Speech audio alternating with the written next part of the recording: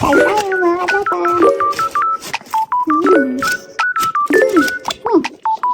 Italian pizza. Magandang buhay! Kain tayo mga katropa! Yes, thank you Lord! At binilan ako ng large Italian pizza ng aking boss. Dahil good job daw ako today. Alam niyo ba, sinamahan niya pa ako bumili ng pizza na to. Oh, kasi medyo malayo. Nasa bundok kasi kami rito eh.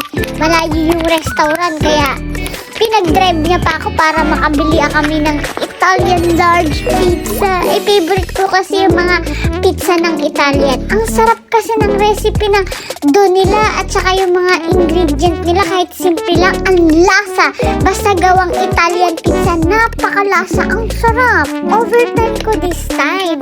Kaya naman kahit overtime, sulit na sulit kasi ang sarap ng Italian pizza ko.